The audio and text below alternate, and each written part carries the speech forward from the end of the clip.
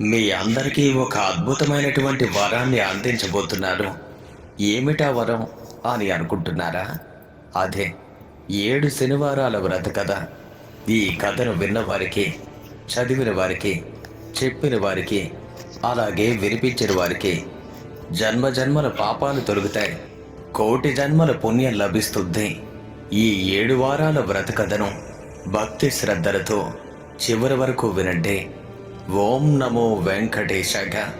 కథను ప్రారంభిద్దాం. కలియుగం ఆరంభమైంది. నైమిషారణ్యంలో మహర్షులందరూ సమావేశమయ్యారు. వారి మనసుల్లో ఒకే ఒక్క ఆలోచన: ఈ కలిదోషాన్ని ఏ విధంగా నివారించాలి, ఒక సత్రయాగం చేద్దాం అని నిర్ణయించారు. కానీ ఒక ప్రశ్న మిగిలింది: ఈ యజ్ఞఫలాన్ని ఎవరికి అర్పించాలి?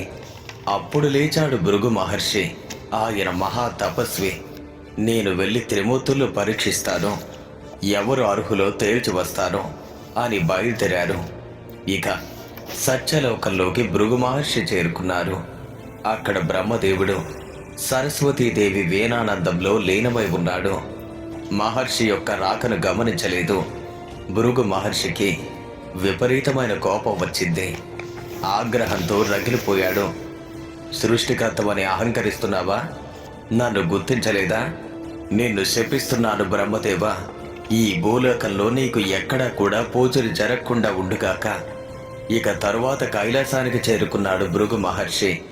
అక్కడ పరమశివుడు పార్వతీదేవితో ఆనంద తాండవం చేస్తున్నాడు. ఆయన కూడా మహర్షి రాకను గమనించలేదు. మరోసారి కోపంతో మండిపడ్డాడు భృగు మహర్షి. నీకు భూలోకంలో లింగ రూపంలోనే పూజ జరుగుతుంది, నిజ రూపంలో కాదు అని మళ్ళీ శపించాడు. ఇక కోపంతో అక్కడి నుండి వైకుంఠానికి చేరుకున్నాడు. వైకుంఠానికి చేరుకున్నటువంటి భృగు మహర్షి అక్కడ శ్రీ మహావిష్ణువు శేష పాన్పు పైన పడుకొని లక్ష్మీదేవి పాదసేవ చేస్తుండగా మాట్లాడుతున్నాడు. భృగువు యొక్క రాకను విష్ణుమూర్తి గమనించలేదు. ఈసారి భృగు మహర్షి తన సహనాన్ని కోల్పోయాడు. నేరుగా వెళ్ళి ఆ విష్ణుమూర్తి యొక్క వక్షస్థలం పైన గట్టిగా తన్నాడు. ఆ క్షణంలో ఒక్కసారిగా 14 లోకాలు కంపించాయి. కానీ అప్పుడే అద్భుతం జరిగింది.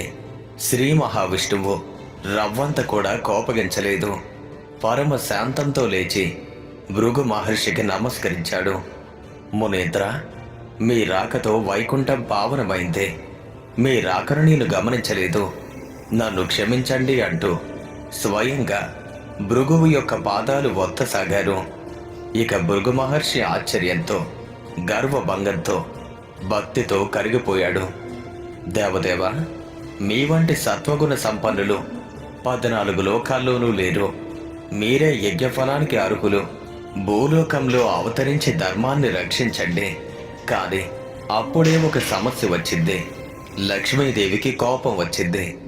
ఎందుకంటే శ్రీహరి యొక్క వక్షస్థలమే నా నివాసం. దాన్ని ఒక ముని తన్నాడు. నా భర్త కోపగించకపోగా ఆయనకు మర్యాదలు చేశాడు. అలా అలిగి భూలోకానికి వెళ్ళిపోయింది లక్ష్మీదేవి. ఇక లక్ష్మి లేని వైకుంఠం కళా విహీనమైపోయింది. ఆమెను వెతుక్కుంటూ విష్ణుమూర్తి స్వయంగా భూలోకానికి బయలుదేరాడు. అదే సమయంలో భూదేవి వచ్చింది. దేవా, కలియుగంలో పాపం విపరీతంగా పెరిగిపోయింది. ఈ భారాన్ని మొయ్యలేకపోతున్నారు, నన్ను కాపాడండి అంతే. శ్రీ మహావిష్ణువు శ్రీనివాసుడు అనే పేరుతో భూలోకానికి దిగివచ్చాడు. శేషాద్రి కొండల్లో ఓ పుట్టలో నివాసం ఏర్పరచుకున్నాడు. ఇక అదే సమయంలో ఆకాశరాజు అనే మహారాజు సంతానం లేక పుత్రకామేష్టి చెయ్యబోతూ భూమిని దున్నిస్తుండగా ఒక బంగారు పెట్టె బయటపడింది. దాన్ని తెరిచి చూస్తే మహాలక్ష్మి కలతో ఒక దివ్యమైన బాలిక. ఆకాశరాజు ఎంతగానో సంతోషించాడు. ఆ బాలికకు పద్మావతి అనే నామకరణం చేసి అల్లారు ముద్దుగా పెంచాడు. యుక్త వయసు వచ్చిన పద్మావతి ఒకరోజు శ్రీనివాసుని చూసి మోహించింది. ఆకాశరాజు శ్రీనివాసుని యొక్క తేజస్సును చూసి ఈయనే శ్రీ మహావిష్ణువు అని గ్రహించి పద్మావతీదేవిని ఇచ్చి వివాహం చేశాడు. శ్రీనివాసుడు వెంకటేశ్వరుడు అనే నామంతో తిరుమల శిఖరాలపైన కలియుగాంతం వరకు నివసించాలని నిర్ణయించుకున్నారు. తొండమాన్ చక్రవర్తి అనే రాజు ఆ స్వామికి అద్భుతమైన ఆలయాన్ని నిర్మించాడు.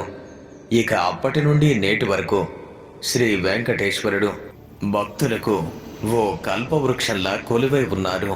సౌనకాది మునులు సూతుణ్ణి అడిగారు, శ్రీనివాసుని అనుగ్రహం పొందిన భక్తుల కథను కూడా మాకు చెప్పండి అని.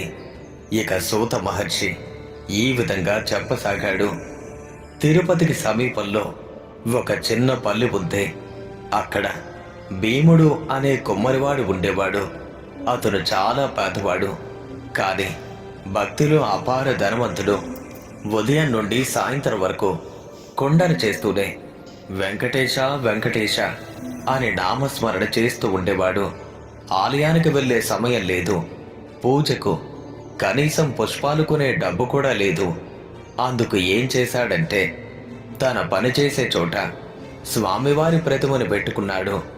చేతికి అంటిన మట్టిని దానితోనే పువ్వుగా చేసి భక్తితో ఆ స్వామికి సమర్పించేవాడు. ఆ విధంగా ఆ గుమ్మరివాడు శ్రీ వెంకటేశ్వరుడికి నిత్య పూజ చేసేవాడు. అదే సమయంలో తొండమాన్ చక్రవర్తి ప్రతిరోజు వెంకటాచలానికి వెళ్ళి బంగారు పువ్వులతో స్వామివారిని అర్చించేవారు. కానీ కొంతకాలానికి అతనిలోని అహంకారం బాగా పెరిగింది. నానా బంగారు పువ్వులతో పూజించేవారు ఎవరైనా ఉన్నారా అని ఎంతగానో గర్వపడేవాడు. ఒకరోజు ఒక ఆశ్చర్యకరమైన విషయం జరిగింది. తాను ఉంచినటువంటి బంగారు పుష్పాల స్థానంలో కొన్ని మట్టి పువ్వులు కనిపించాయి. ఎవరిలా మార్చారో, అచ్చుకులేమైనా దొంగిలించారా అని కాపలాగా భటులు ఉంచాడు. एक लड़की ने कमेंट में पूछा, सच सच बताओ ये एस्ट्रोलॉजी चलती भी है? मैं जनरली इग्नोर करती हूँ बट ఉంచాడు. కానీ ఎన్ని రకాలుగా ప్రయత్నించినా ప్రతిరోజు అదే జరుగుతూ ఉంది. స్వామివారి వద్ద నేను పెట్టినటువంటి నా బంగారు పుష్పాలు మాయమయ్యి ఈ మట్టి ముద్దలు ఎలా వస్తున్నాయి? అతనికి ఏమీ అర్థం కాలేదు. ఆశ్చర్యపడ్డాడు, అలాగే కలవరపడ్డాడు. చింతాక్రాంతుడైనటువంటి ఆ మహారాజుకు స్వామివారు కలలో కనిపించారు. రాజా, సమీప గ్రామంలో భీముడు అనే కుమ్మరు ఉన్నాడు. అతడు మట్టి పువ్వులతో నన్ను పూజిస్తాడు. అతని భక్తి ముందు నీ బంగారు పువ్వులు నిలవలేక అదృశ్యమవుతున్నాయి. భక్తిలో అతను నిన్ను మించినవాడు. ఇక రాజుకు అంతా అర్థమైంది. స్వామివారికి నమస్కరించాడు. మరుసటి రోజు రాజు ఆ పల్లెకు వెళ్ళాడు. అక్కడ చూశాడు, భీముడు ఆ సారి తిప్పుతూ చేతికి అంటినటువంటి ఆ మట్టిని పువ్వుగా చేసి కన్నీటితో స్వామికి సమర్పిస్తున్నాడు. తొండమాన్ చక్రవర్తి అతని దగ్గరికి వెళ్ళి, ఓ ఈ కుమ్మరి, మట్టి పువ్వులతో స్వామివారిని ఎందుకు పూజిస్తున్నావు అని అడిగాడు. భీముడు వినయంగా చెప్పాడు, మహారాజా, నేను చదువురాని మూర్ఖుణ్ణి.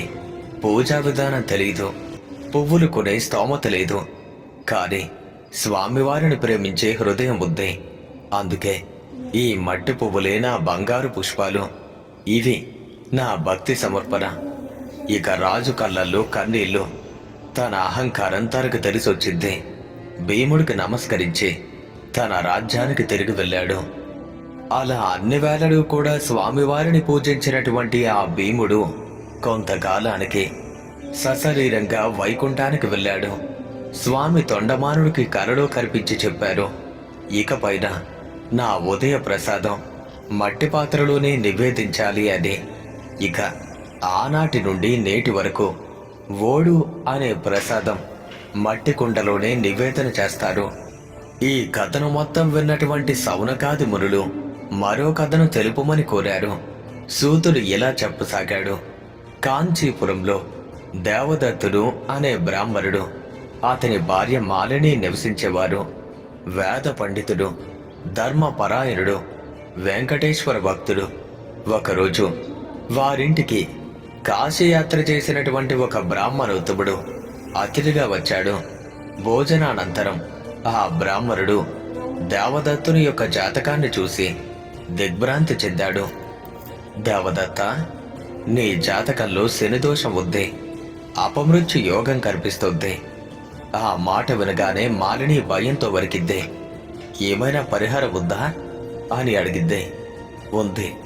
సప్త శనివారం వ్రతం చేయండి, స్వామివారిని భక్తితో ఆరాధించండి, అలాగే శనీశ్వరుణ్ణి కూడా. ఇక ఆ శనివారమే బ్రాహ్మీ ముహూర్తంలో నిద్రలేచారు. ఈశాన్య భాగంలో పూజాపీఠం ఏర్పాటు చేశారు. స్వామి యొక్క చిత్రపటాన్ని ప్రతిష్ఠించారు.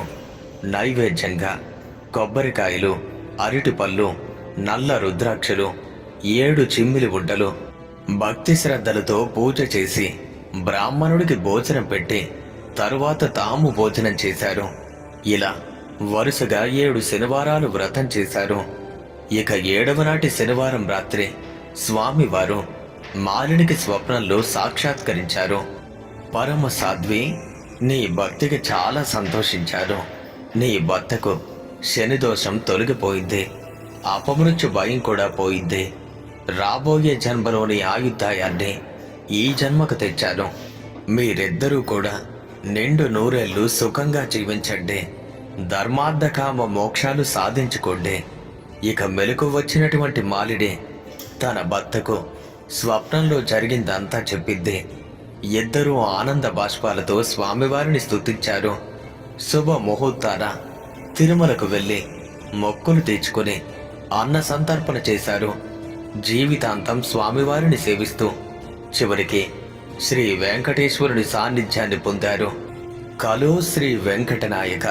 కలియుగంలో శ్రీ వెంకటేశ్వర స్వామిని మించిన ఆరాధ్య దైవం లేరు.